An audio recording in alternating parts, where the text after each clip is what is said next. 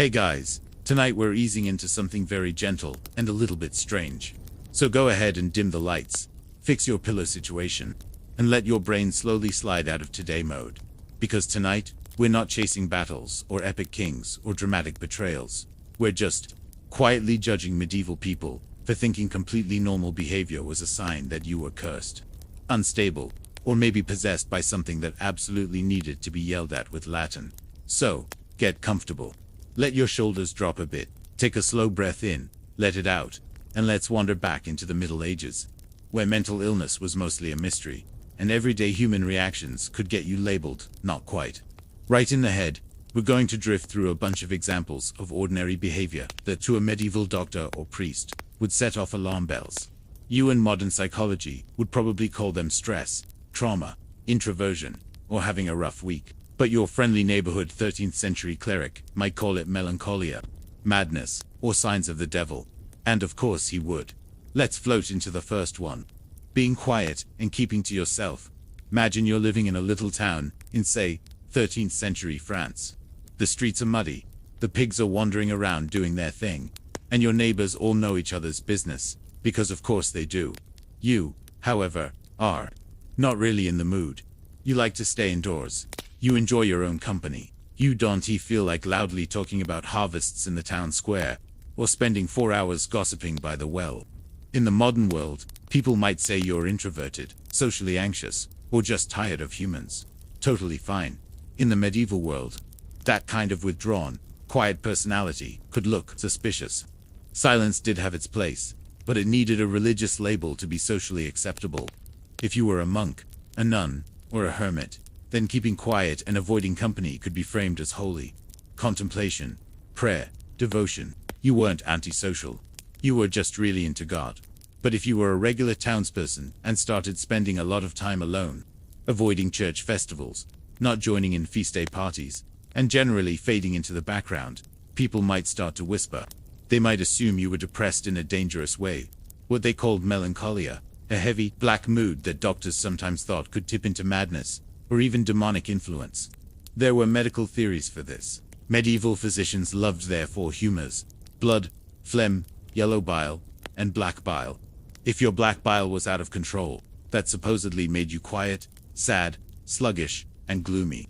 Today, that sounds like clinical depression or chronic fatigue. Back then, it could be seen as the first step toward losing your mind. So something like "I just dan" tea-like crowds could be treated as a warning sign. People might say you were sunk in melancholy, or turned inward in a harmful way. Some moralists even scolded people for too much solitary brooding, as if it opened the door for dark thoughts and evil spirits. If you wanted to be left alone and not considered mentally suspect, your safest option was to put on a robe, call it a vow, and go be a hermit in the woods with religious branding. Because somehow the exact same solitude was fine if you did it with a crucifix. Of course it was. Crying too much over loss now. Drift a little further into a medieval village dealing with something sadly very common: death, plague, childbirth, infections, war, famine. There were many ways to lose someone. Let's say you lose a child, a spouse, or a parent. You grieve, you cry, you shut down for a while. None of this would surprise a modern therapist. They might talk about trauma, mourning periods, complicated grief. In the medieval mindset, grief was allowed but only in a specific, controlled dose. Church writers told people that death was part of God's plan, that the body was temporary, and that you should accept loss with a kind of calm, resigned faith. You could cry, but not too dramatically, and not for too long. If you couldn't stop weeping months afterward, or if you seemed unreachable, staring into space, wandering, not eating much, or talking to yourself as if the loved one were still there, people could start to see your grief as a kind of mental break. There were stories of widows or bereaved parents who were described as driven mad by sorrow.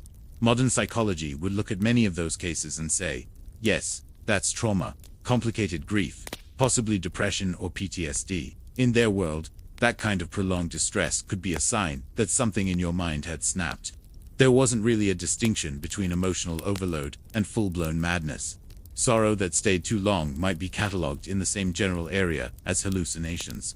So normal grief reactions: crying, talking to the dead person out loud to cope, keeping their belongings close, withdrawing for a while, could all be pathologized if they went on too long or looked too intense. There was this sense that if you didn't pull yourself together and accept God's will, your grief could slide into a dangerous state that needed correction, confession, prayer, or, in more extreme cases, restraint. The line between understandably sad and mentally unstable could be very thin, and it was policed not by therapists, but by neighbors, confessors, and the occasional extremely unhelpful relative. Talking to yourself. Let's float over to another little medieval street. Early evening, smoky fires, the smell of stew. You're walking home and you see someone muttering quietly, lips moving, talking under their breath. In the modern world, that could be a lot of things. Rehearsing a conversation, self-soothing, talking through a to-do list, or just venting when no one is around. Some of us talk to ourselves simply because no one else is available, and frankly, we're good company. In the medieval imagination, audible self-talk, especially if you didn't look like you were praying, could be read as a worrying sign. If your muttering looked like a prayer, that was fine. Prayers were allowed to be whispered, mumbled, or chanted. If you clutched a rosary while doing it, perfect. You were devout, not weird. But if you were pacing, muttering, gesturing with your hands, as you worked through an argument with someone who wasn't actually present, people might say you were raving or out of your mind. Self-talk could make you look like you were conversing with invisible beings, which nudged you a little too close to demonic or supernatural territory. To be clear, medieval writers did know that some people muttered because they were anxious or stuck on a problem. But even then, they might frame it as your thoughts being disordered, too restless, too tangled. They believed a healthy mind was calm, ordered, and quiet, especially in public. So something harmless like pacing and whispering, okay, tomorrow I have to fix the fence, feed the animals, avoid that annoying neighbor, could, if noticed, drop you a notch closer to the "is he all right" category. If you were already seen as odd, it just added another vote to the possibly not sound of mind column.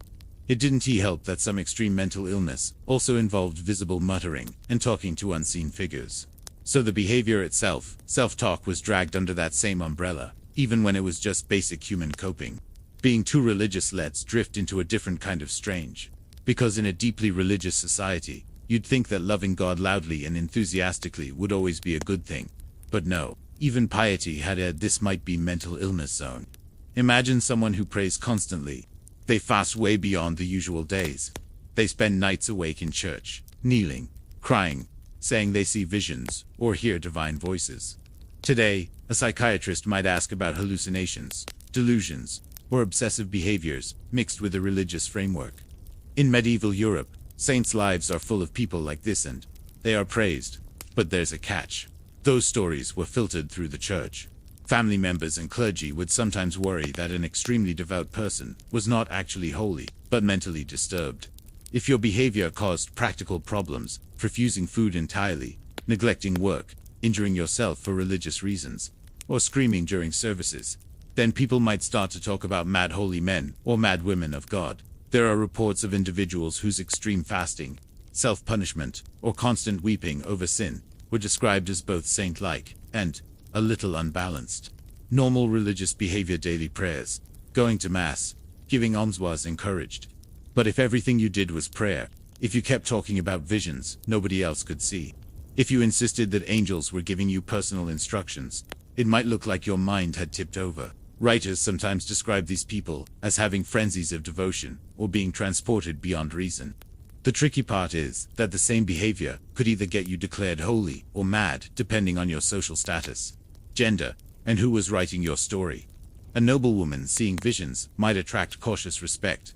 A poor townswoman seeing visions might be pitied, side-eyed, or restrained. So, normal religious enthusiasm, taken up just a few notches, praying a lot, talking about God constantly, hearing inner voices you believed were holy could be flagged as evidence that your mind was no longer balanced.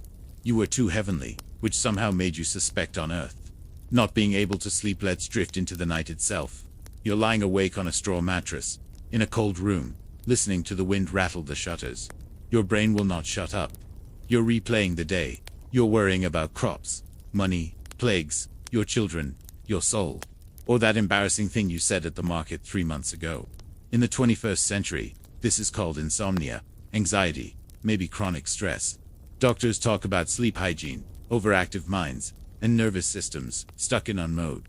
Medieval writers, however, saw long-term sleeplessness as a warning that your mind itself could be sick. They tied sleep closely to mental balance. If you couldn't sleep, something was wrong with your humors. Maybe too much hot, dry choleric energy, or too much melancholic black bile heating up your brain. Physicians wrote that lack of sleep could lead to phantasms and false imaginings. In other words, hallucinations. They noticed that people who didn't sleep started seeing and hearing things. From that observation, they also worked backwards. If you were sleepless and jumpy, that might mean your soul and mind were already sliding toward a disordered state. So normal modern behavior, staying up late, being restless, having racing thoughts, could be pathologized. If you lay awake night after night and then started acting irritable, forgetful, or emotionally fragile during the day, people might call you unstable or distempered in the head. Some medical treatments for this were surprisingly gentle. Warm baths, soothing herbs, calm music. Others were less ideal, like bloodletting to cool you down. Because when in doubt, medieval medicine often thought the solution was to take some blood out and hope for the best. Either way, persistent insomnia wasn't just how it is. It was one of those normal experiences that, if it dragged on, made people question whether your mind was still safely inside its proper boundaries. Daydreaming and too much imagination. Now picture someone sitting quietly on a bench near the town gate, staring into space. They're not working. They're not praying. Their eyes are far away, and they're clearly off in some internal world. To modernize, this might look like daydreaming.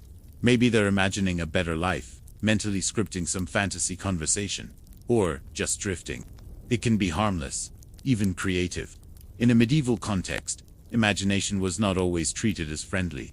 Some scholars and theologians believed the imagination could be the part of the mind most open to external influence from God, if you were lucky, from demons if you weren't. So if someone seemed constantly lost in thought, detached from reality, people might suspect that their imagination had taken over in a dangerous way.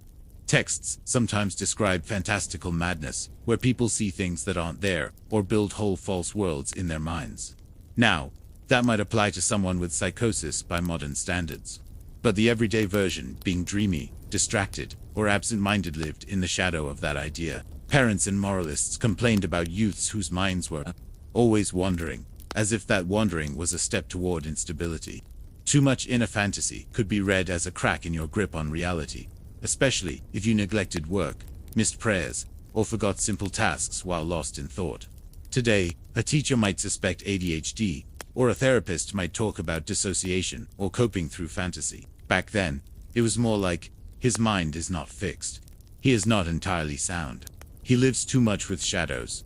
Basically, congratulations. You like to daydream. Please, enjoy your new reputation as a bit touched. Mood swings and changing your mind. Floating onward, let's visit another familiar human pattern. Mood swings. You know how some days you wake up cheerful, and an hour later something small happens and suddenly you're frustrated or sad. Or you're excited about a plan one week and completely over it the next. That's very normal. Human emotions and opinions move around. Modern psychology sees that as part of temperament, hormones, stress, and a lot of complex brain chemistry. Medieval people did notice mood swings, and again, they ran it through the four-humor machine. If your mood changed quickly, you might be labeled choleric or phlegmatic, with humors rising and falling. But if your changes were dramatic or frequent, you could be seen as unstable, unreliable, or near mad. Someone who was friendly and affectionate one day, then sullen and furious the next, might be called fickle of mind or inconstant of soul. Religious writers framed rapid mood changes as a spiritual problem, lack of inner discipline, weakness against temptation, failure to anchor your thoughts in God. Modern clinicians might look at serious mood swings and consider bipolar disorder, borderline traits, or other conditions. In medieval language, it was more like, he is not master of his mind. There wasn't much space for normal emotional variability, being just emotional variability. If you changed your plans a lot, deciding you wanted to marry, then not, then join a monastery, then back out, that too could be read as a sign that your mind was flighty and unsteady. Again, perfectly human indecision could be spun as an early warning sign that your reason wasn't fully in control. So, in a world that prized steadiness, predictability, and clear social roles, being moody or indecisive was not just annoying. It could hint, in people's minds, had something wrong deep inside your mind that did not sit still where it was supposed to. We'll pause part 1 here for now. Let your own thoughts drift a bit. Notice how many of these behaviors, being quiet, crying deeply, muttering to yourself, daydreaming, lying awake, changing your mind are just standard human settings today, but looked suspicious in a medieval village. In the next part, we'll keep gliding through more normal things that medieval people could treat as signs that your mind was breaking. Strange eating habits, hearing music in your head, seeing patterns everywhere, and plenty of other little quirks that might get your relatives very concerned. Alright, welcome back, night travelers. To our slow drift through the curious, and sometimes quite odd ways, medieval people looked at what we today call mental illness. So far, we've even walking through behaviors that modern brains recognize as normal human reactions, but that medieval minds might see as hints someone was off. Now, in this part, we'll slip under the surface of medieval diagnosis and treatment. The medieval how do we fix this mysterious mind problem? Spoiler, it was a mix of guesswork, ancient theories, faith, and more than a dash of brutality. Early theories, evil spirits meet for humor's medieval Europe, was a bubbling stew of conflicting ideas on mental health. The church had a powerful influence, framing strange minds as territory of demons or punishment from God.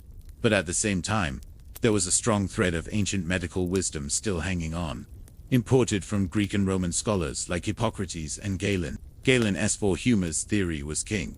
Your mental and physical health depended on the balance of blood, phlegm, yellow bile, and black bile. Too much black bile. Congratulations, you were officially melancholica, medieval term for what looks suspiciously like depression today. Too much yellow bile.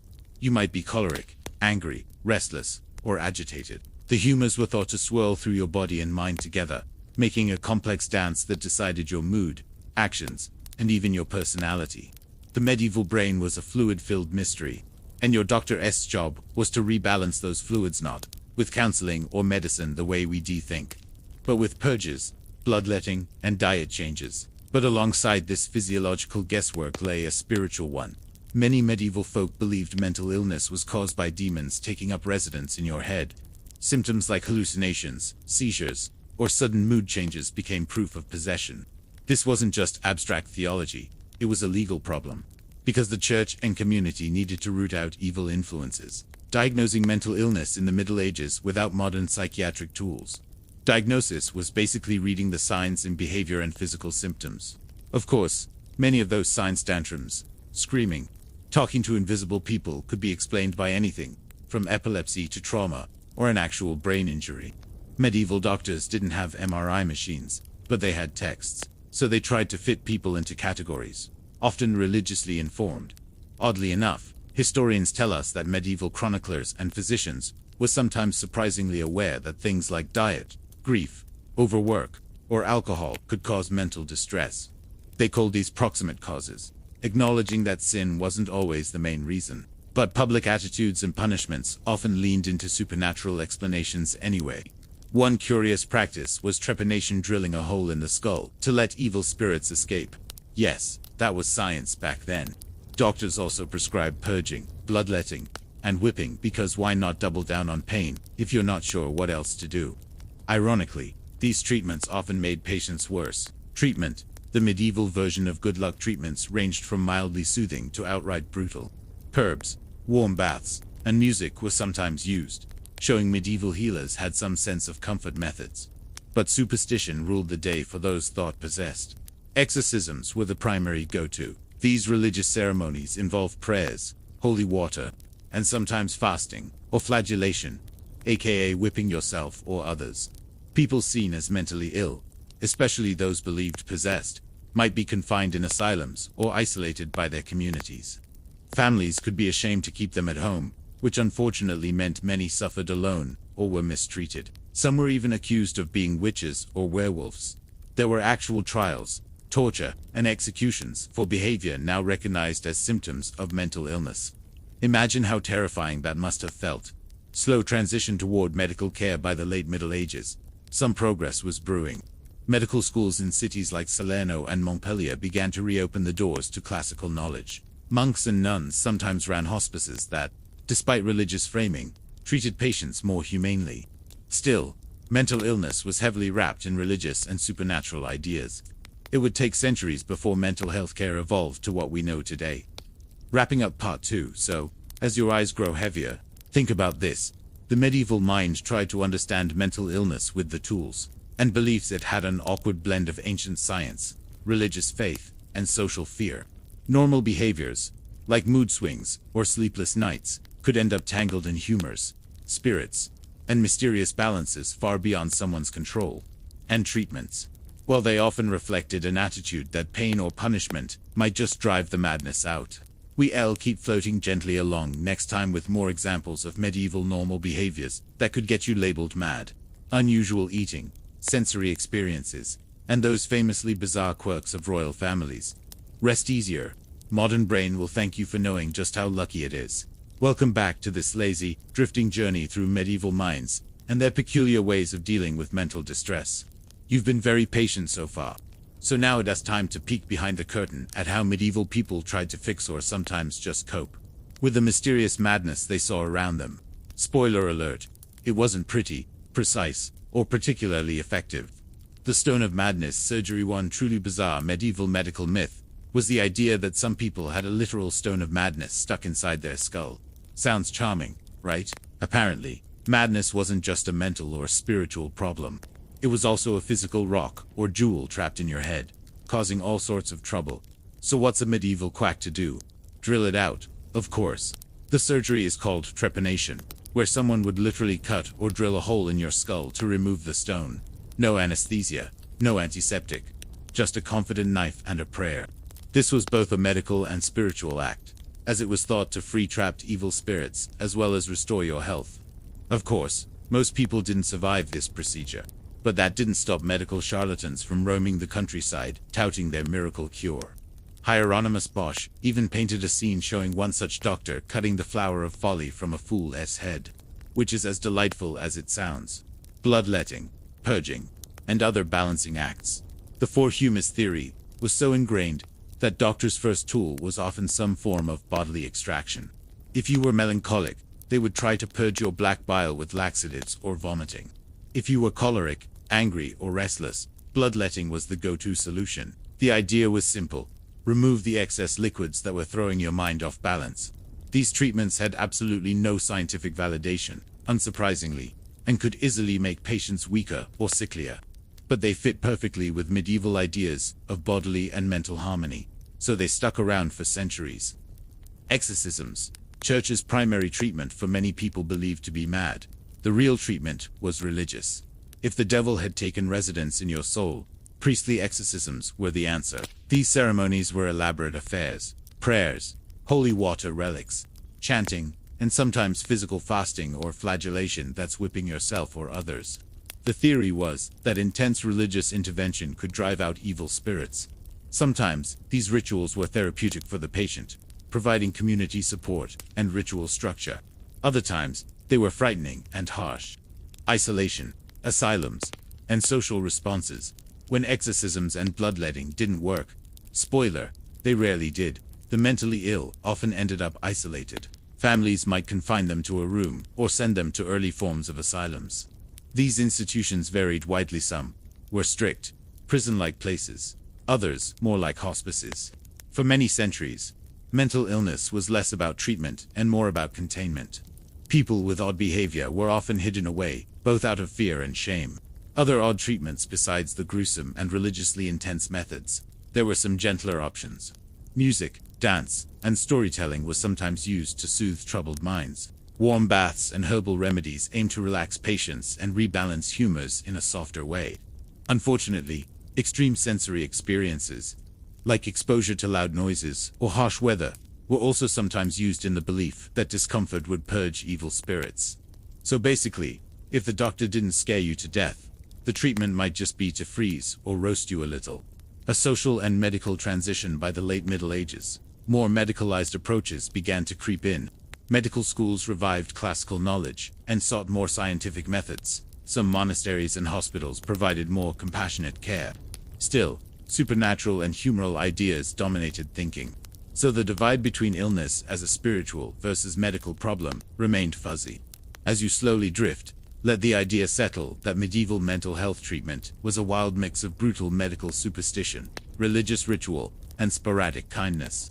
The people suffering often had little choice but to endure painful therapies or isolation.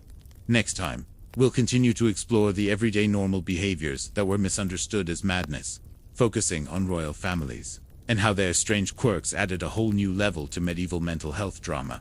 Rest well, your modern understanding and modern Dr. Zoe, the medievals a strange bit of gratitude for paving the way through madness, muddle, and mystery. Welcome back, feather fluffs and blanket burrowers, to our slow and steady plod through the sleepy world of medieval mental health. Tonight, we shift our gaze from everyday folk, trembling under their own misunderstood minds, to the glittering, cursed halls of royalty, the blessed and the damned, the crowned minds that sometimes cracked in spellbinding ways. Because if even the crowned heads couldn't keep their heads straight, then maybe, just maybe, mental illness wasn't just a sin or possession, but something deeply human. Charles VI of France, the Glass King first. Meet Charles VI, or, as some like to say, Charles the Mad.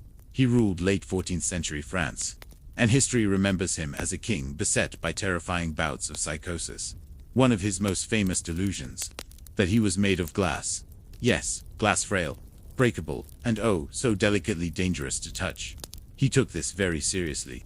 Wore reinforced clothing, refused to let anyone near him for fear of shattering. Even during lucid moments, his paranoia lingered like a thick fog. It didn't help that his fits included violent outbursts, sometimes killing members of his own court or knights without warning. When he was well, he was a capable ruler, but his mental illness led to political chaos and factional fighting in France. The kind of drama that makes for dull dreams but exhausting reality. King George III of England, the mad monarch who lost America moving on to England. We meet King George III, the one immortalized as the Mad King, who lost the American colonies. His mental illness was studied long after his death, through his letters and behavior. Modern experts believe he suffered from bipolar disorder, with manic phases where he talked endlessly, sometimes for hours, getting hoarse and exhausted.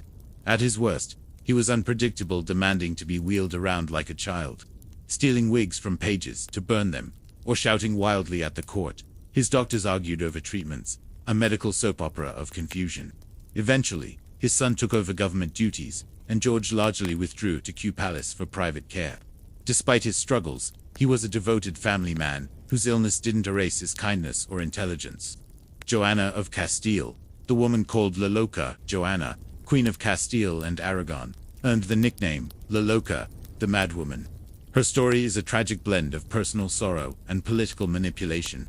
Joanna reportedly suffered from melancholia or psychosis after losing her beloved husband. Her emotional turmoil, which included episodes of intense grief and withdrawal, was seized upon by political enemies who claimed she was unfit to rule.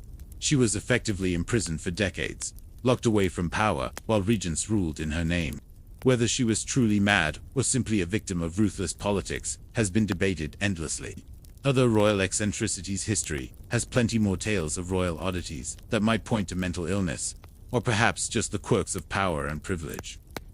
Edward of Portugal suffered from melancholia so severe it lasted years. Henry VI of England experienced catatonic episodes that led to regencies and civil war. Eric XIV of Sweden showed paranoia and violent tendencies that destabilized his reign.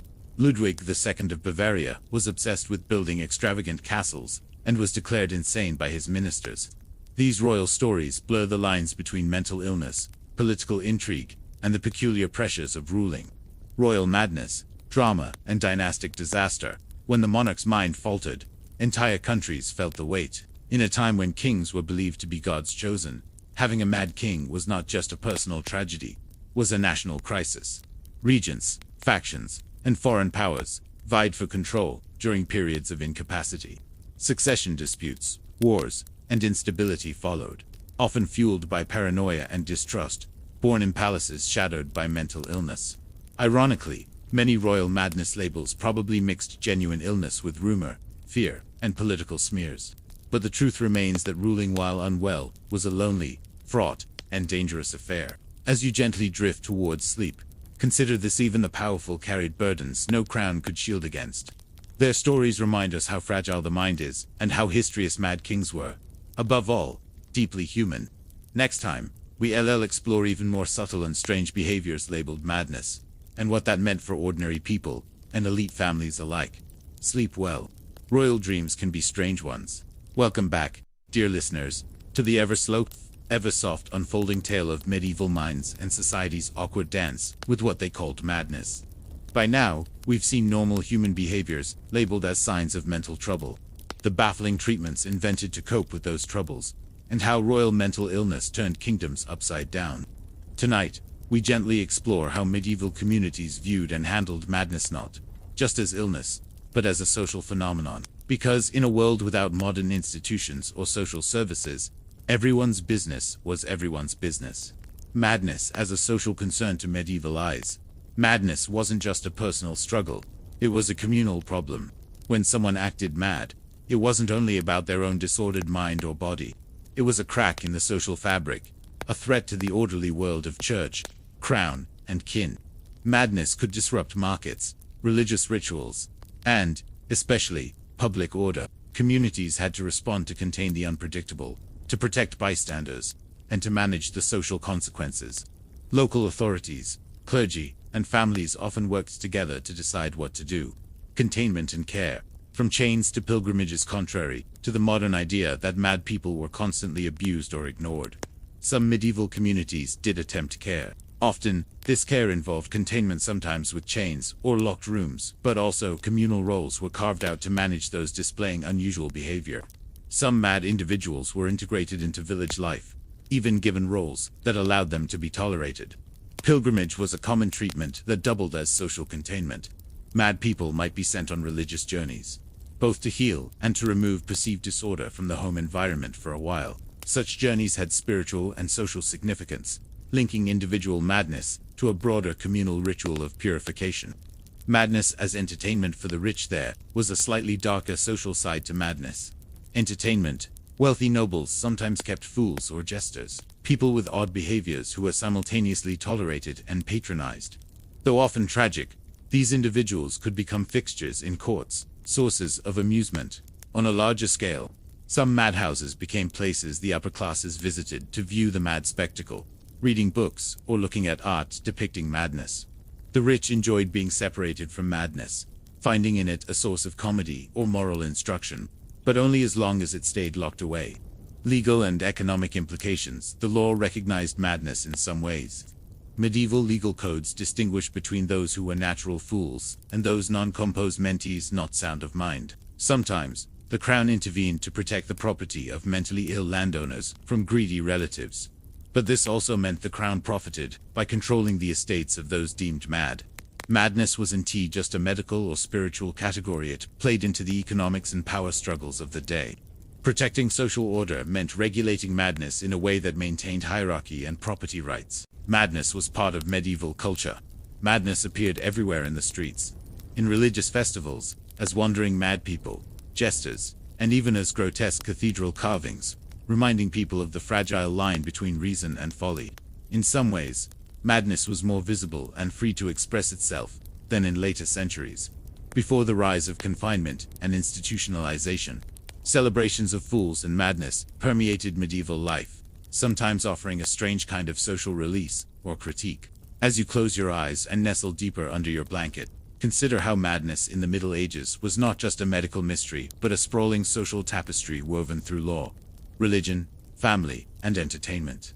Normal behaviors became public risks or curiosities, and society's responses oscillated between care, fear, and amusement. In our next and final part, we'll wrap up this long, sleepy voyage with reflections on what medieval attitudes toward mental illness leave us today, how those old ideas still echo in our culture, and what lessons we can maybe take as we tuck ourselves in for the night. Welcome back, fellow slow voyagers, to the final stretch of our gentle journey through medieval understandings of mental illness. As your eyelids get heavier and your breaths slow, we reflect on how those old, strange medieval ideas about madness still echo softly in the world around us. Because while the Middle Ages feel like a distant fogged mirror, their shadows stretch far, touching our cultures, beliefs, and even some of our fears. The shadow of demonology and sin. Medieval explanations for mental illness were soaked in theology, evil spirits, divine punishment, sin. Though science has come a long way since then, Some of those religious associations stuck like stubborn cobwebs. The lingering idea that mental illness means moral failing or weakness still colors stigma in some places. Even today, some communities lean on faith-based interpretations first, seeing mental health through a spiritual lens before a medical one. That mix of faith and medicine can be a source of comfort, but it also sometimes delays or complicates effective treatment. From humors to neuroscience, the medieval for humors are long gone from modern medicine, but their spirit attempting to find balance and explanation for complex human behavior paved the way for medical investigation. The idea that mental health is tied to the body's physical state led to later developments in biological psychiatry, even if medieval humor theories were wildly off track. Science owes a little thanks to those early efforts, even if we now do the balancing act with neurotransmitters instead of bile. Institutionalization, origins. The containment of the mad in medieval times, often in harsh, frightening ways, set patterns for centuries to come. The rise of asylums and mental hospitals, with their mixed legacies, can trace part of their history through these early attempts at social control. It's a reminder of how society's impulse to separate and hide what it doesn't understand can have lasting consequences. Modern mental health care continually struggles to balance treatment, dignity, and safety, a challenge that began in those medieval halls. Cultural echoes and popular imagination. If you watch horror movies, read Gothic novels, or encounter tales of possession and madness in popular culture, you're partly experiencing the medieval mind's influence. Stories of haunted minds, demonic possession, or the mad prophet owe much to those centuries where supernatural and medical explanations danced in close step. Even madness as a literary theme has roots in the Middle Ages, shaping narratives about sanity, chaos, and the thin line between them. Lessons for compassion and understanding. What if we could borrow one thing from the medieval approach? It's that mental illness, no matter what era, challenges society and individuals to find compassionate care amid mystery and fear. Though medieval treatments could be cruel, the social impulse to cure or at least manage people with mental distress was there. Modern mental health should build on empathy, reduce stigma, and embrace science. But it's important to remember the long, winding history that brought us here. So, as you gently drift off into dreams, remember that mental illness is not a new puzzle. It's a timeless part of human experience. The Middle Ages may have been a time of misunderstanding, but their stories remind us to be patient with mysteries and hopeful for better days. Thank you for crawling through this long, sleepy exploration of medieval madness. May your dreams be peaceful, your minds clear, and your rest uninterrupted. Whenever you wake again and want to wander further, just say the word, good night. Hey guys, tonight we begin with something a bit different from your usual history. Grind, let's slow down, lower the lights, and wander into the chill, salty world of Viking love and marriage. It's a tale of rough seas, sharp swords, and surprisingly complicated feelings. Or as complicated as it gets, when you're mostly focused on raiding and long winters. So settle into your coziest spot, and let's float back in time to the Viking Age, where marriage wasn't all romance novels and candlelit dinners. It was a mix of politics, alliances, social duty, and sometimes just sheer stubbornness. Marriage was more about alliances than love for Vikings. Marriage was mostly about family alliances and power. Sure, love could sneak in, but it was low priority compared to making sure your clan stayed strong and your resources stayed healthy. Marriages helped secure peace between clans or tribes, and gave warriors a reason to fight harder because they had people and property to protect. Often, families negotiated marriage deals, swapping daughters, sisters, or cousins like precious cargo across fjords and forests. The bride price or dowry was a serious matter too, a clear sign that this wasn't just a personal affair, but a business transaction to protect family interests. Breaking these contracts could lead to feuds harder than a sword fight. Courtship and love, somewhat casual, somewhat strategic. Actual courtship wasn't always super formal. A couple might meet during fairs, festivals, or even raids, because why not double down on excitement? There were stories of bold women proposing marriage themselves, and not just by passing nods, but sometimes by carrying off a man's spear, or declaring their intentions out loud. Songs and poetry played their part, with love poems meant for gentle persuasion, or outright boasting. But at the end of the day, even if two people had good feelings, the family elders usually had the final say, because this was about clan survival, not just extra cuddles, roles and life after marriage wants. Married roles were pretty defined, but sometimes flipped on their head. Women often managed households, farms, and children, but they also wielded power behind the scenes, and sometimes even led men in battle or diplomacy.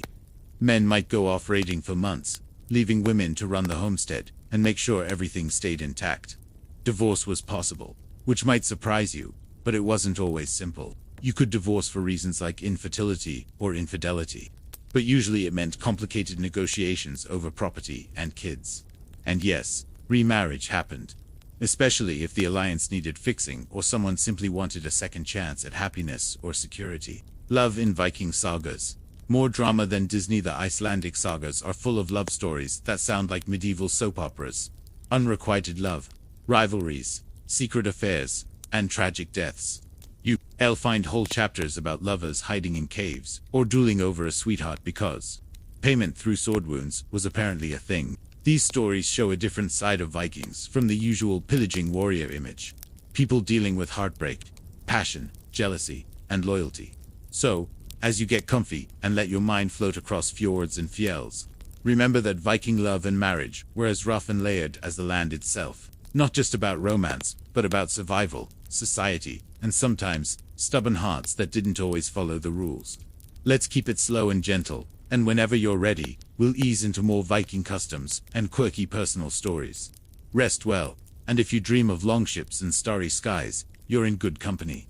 Welcome back, explorers of history's softer, slower side. Now that we've dipped our toes into Viking love and marriage customs, let's float gently into the everyday rhythms of Viking life: the work, the homes, the rituals, and the small but essential routines that filled their days.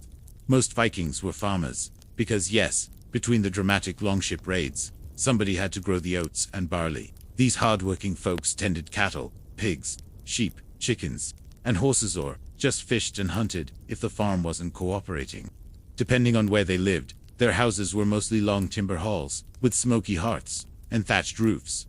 Bright daylight was rare inside, with no windows, just dim oil lamps and candles giving that cozy but gloomy vibe. Women ran the household, the kitchen, food prep, dairy work, clothing production, while men handled the heavy lifting outside, plowing, sowing, harvesting, and keeping the animals. Kids helped from an early age, learning skills from both parents, because survival depended on every hand. Markets popped up near harbors, in Viking towns where tradesmen sold amber, furs, spices, and sometimes stranger whole, from faraway journeys. The legal system worked through assemblies called things, where disputes, laws, and decisions were made out loud. No paperwork, just trust in oral tradition, and some serious debates by firelight. And on Sunday, or maybe Saturday, which was their bathing day, by the way, Vikings took personal hygiene seriously, bathing more often than most medieval Europeans. Go figure. They had combs, razors, and soaps made from ash and animal fats, keeping their armor and beards in surprisingly neat shape. Rituals patterned many parts of life. BLT. The sacrificial feasts to gods like Odin and Thor involved spilling animal blood to secure blessings, while Sumbul was a spirited drinking party with toasts, vows, and maybe some mild competitive boasting. Weddings and festivals were big multi-day affairs, with food, drink, stories, and music, binding families and clans tighter together. So, as you sink deeper into your pillows, hold a quiet thought for these hard-working folk whose daily grind and occasional revelry carved out the Viking age. Both fierce and surprisingly domestic. Whenever you're ready, we can keep drifting through more customs, quirks, and stories from the world of the Vikings. Sleep well, voyagers of the past. Welcome back, gentle voyagers, to the slow, melodic exploration of Viking society, a world of clans, hierarchies, and subtle distinctions that shaped their everyday life. Tonight, we'll take a soft look at the layered structure that kept the Viking world ordered. From the lowliest thrall, to the mighty jarls, the aristocrats who held real power and beyond, to the kings and queens at the very top. So, settle into your pillow, breathe deeply, and let's drift into the quiet, complex world of Viking social classes. The three main social classes. Viking society was remarkably structured, almost like a carefully built pyramid. Three primary classes made up most of the population: the thralls, the carls, and the jarls. These weren't just titles. They dictated daily roles, responsibilities, and even how much respect you could expect from your neighbors. At the very bottom were the thrall slaves captured in raids or born into bondage. They had absolutely no rights. Their existence was often defined by hard labor.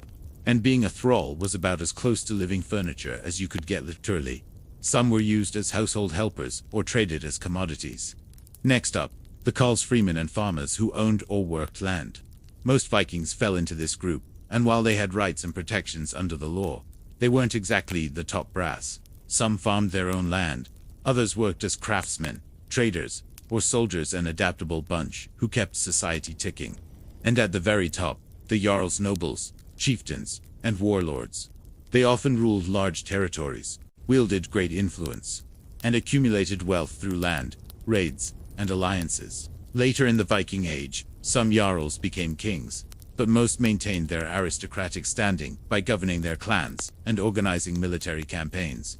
The most notable ranks and their roles within each class. There was a subtle hierarchy. For example, among the jarls, some were more powerful or wealthier than others, those with large estates or royal connections. The king or drut was often a jarl who rose above others through conquest, diplomacy, or inheritance. Beneath the jarls, the thane or threng could be senior warriors or landholders, acting as advisors or local leaders. They were respected, but not quite on the same level as the jarls, more like the aristocratic middle managers of Viking society. The skipper or ship captain was crucial. Without a good skipper, no raid or trade was possible. And in the lower layers, you had the lesingi, often former thralls, who gained some responsibilities, maybe overseeing other slaves, or managing small estates, kind of like the Viking version of a foreman. Social mobility and stratification. Mobility did exist, rare, but possible. A thrall could become a free man through service, valor, or even marriage. A common farmer could climb up if they gained wealth or a leadership role in their community. But in practice, climbing the social ladder was difficult and slow, like trying to go from a small boat to a longship in a storm. The main distinctions stayed clear. Slaves stayed slaves, farmers stayed farmers, and jarls stayed jarls most of the time. Cultural layers within society. Women played essential roles in Viking society. They could own land, manage estates, and sometimes even lead as chieftains. Wives or widows, though the societal expectations kept them in the domestic sphere for the most part. The societal stratification was primarily based on land, wealth, and family lineage, but gender roles added their own layers of complexity and nuance. As you settle into your dreams, imagine the quiet hum of the Viking world. A layered society built on blood, battle, and bonds, each class fitting into the next, like a carefully woven tapestry. The social hierarchy wasn't just about power. It was about survival, reputation, and the subtle art of keeping society stable amidst the chaos of raids and migrations. Whenever you're ready, we'll continue to explore more of the Viking way, more customs, beliefs, and personal stories that give us a gentle glimpse into this layered, fascinating world. Sleep peacefully, drifting waves of time and tide.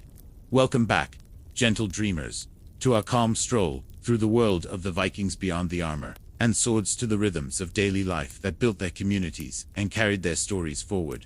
Tonight, we drift softly into the work, rituals, and relationships that defined everyday Viking existence. Most Vikings were farmers, spending their days tending to barley, oats, rye, and livestock like cattle, sheep, pigs, and chickens. Their homes were usually long timber halls filled with smoke from the central hearth, load lit by candles or oil lamps, casting shadows on wooden walls. Women held the reins of the household, managing food preparation, dairy work, and textile production, while men handled fieldwork like plowing, sowing, and harvesting. Kids learned these skills early, joining their families in the sweat and toil necessary for survival. Markets grew near harbors, where craftsmen like boat builders, potters, leatherworkers, and carpenters traded goods ranging from amber and furs to pottery and tools. Justice and law were administered in community assemblies called things, where disputes were settled, and laws were spoken aloud, rooted in tradition rather than written code. Cleanliness was surprisingly important. Vikings bathed regularly, had soaps made of ash and animal fat, and cared for their hair and beards with combs and razors. Saturday, or Logadug, was dedicated to bathing, a tradition giving us today's Saturday. Religious life thrived, with ritual feasts called BLT, sacrifices to gods like Odin and Thor, seeking favor for harvests, victories, or protection. These feasts were high points of social and spiritual life, blending solemn sacrifice and lively drinking parties called sumbul, where toasts and vows solidified bonds. Weddings and other celebrations were elaborate, multi-day gatherings complete with feasting, storytelling, and music, marking not just personal unions, but the binding of families and alliances. So as your thoughts float across Nordic fjords and starry skies, think of the Vikings not only as fierce raiders, but also as tight-knit communities, with daily lives filled with labor, faith, and festivity. Whenever you're settled and ready, we can continue drifting deeper into the customs and peculiar personal stories from the Viking world. Sleep well, voyagers of history's quieter tides. Welcome back, slow travelers of time, to our gentle unfolding of Viking life. Tonight, we quietly explore the ties that bound Viking families together, the customs around courtship, marriage, and the delicate dance of alliances that went far beyond romance to build clans, secure power, and keep peace. Marriage, more about alliances than hearts in the Viking world. Marriage was mostly a strategic contract between families, not a declaration of love as we think of it today. Families negotiated deals, often focused on dowries, bride prices, and forging alliances rather than individual feelings. Love and affection might grow later, but the family's interests came first. Contracts involved the bride's father or male guardian negotiating on her behalf, while the groom's family promised support and wealth. This negotiation culminated in a formal betrothal, sealed by handfasting, a symbolic handclasp that pledged commitment. Courtships existed, but were often short and careful. The sagas warned that too much fluttering before a formal agreement could lead to trouble or worse, deadly feuds. Women sometimes expressed frustration if excluded from decisions. But legally, their consent wasn't required, though it was often sought for peace's sake. Wedding ceremonies and rituals. Viking weddings were multi-day gatherings, full of food, drink, poetry, and religious ceremony. Blessings from gods like Freya invoked fertility, prosperity, and protection. Symbols like Thor's hammer appeared as signs of strength and sacred bonds. The marriage vow was more than romantic prose. It was a solemn promise to uphold family honor, stand by each other in battle, and manage the household's fortune. After ceremonies, celebrations could last for several days, reinforcing social and political ties in the community. Family roles and divorce. The Viking family was patriarchal, with men holding authority but women wielding significant influence in managing homes and estates. Widows, in particular, had considerable power and could inherit property, sometimes leading communities themselves. Divorce was allowed under specific conditions like infidelity, neglect, or failure to support the household. While rare, divorce meant complex negotiations over property, children, and alliances, but reflected practical realities rather than stigma. Sexuality, fidelity, and social norms. Vikings had complex attitudes toward sexuality. Men could have casual relationships or concubines, but were expected to formalize unions through marriage.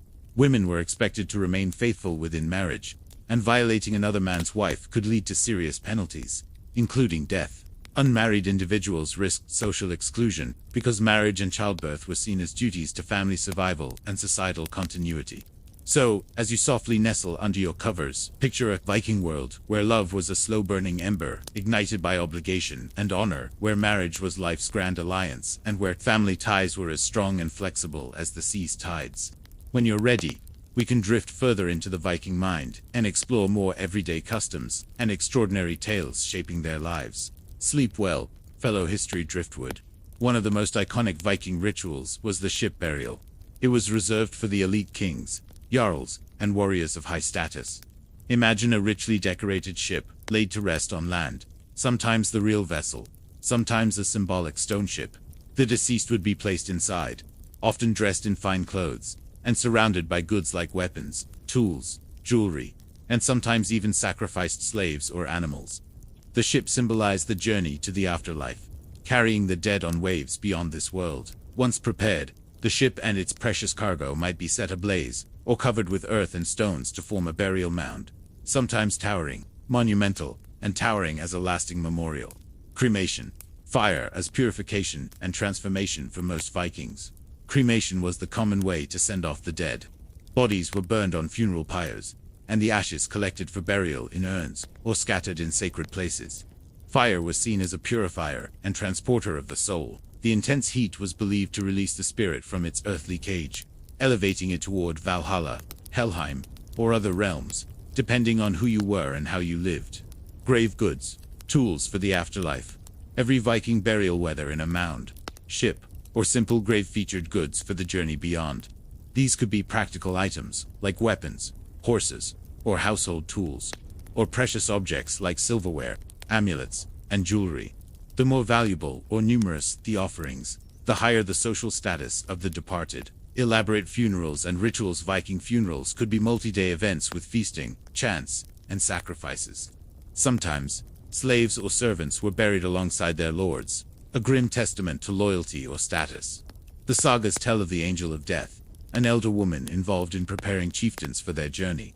Funeral fires would send towering plumes of smoke, symbolically rising to the skies to ferry the soul onward. Afterwards, memorial posts or stones might be erected, carved with names and stories, standing as silent witnesses through the ages. Transition and syncretism. As Christianity spread, Viking burial customs slowly changed, blending old pagan rites with new rituals. Crosses began appearing alongside ancient grave goods, merging different worlds in twilight ceremonies. But for long, both worlds coexisted in the rites of farewell, just as the Vikings themselves stood at the crossroads of tradition and change. As you nestle closer to dream's edge, picture a blazing funeral pyre, the scent of pine smoke, the haunting sound of shield drumming, and a ship's soul setting sail into fog and legend. Rest softly now, carrying the quiet wisdom of these ancient farewells into your sleep. Thank you for drifting through this slow, detailed voyage into Viking life and death, told in the calm, conversational style you love. Whenever you wish, we can continue exploring more history's gentle depths. Good night, and may your dreams be as peaceful as a Nordic fjord at dawn. Welcome back, night wanderers, to the gentlest leg of our voyage through Viking life, death, and what comes after. Tonight, we softly enter the spiritual realm, the mysterious Norse views on death, the afterlife, and the destinies of the soul. No simple heaven or Helen like the neat divisions many modern religions offer. Vikings had a complex and fluid view of the afterlife.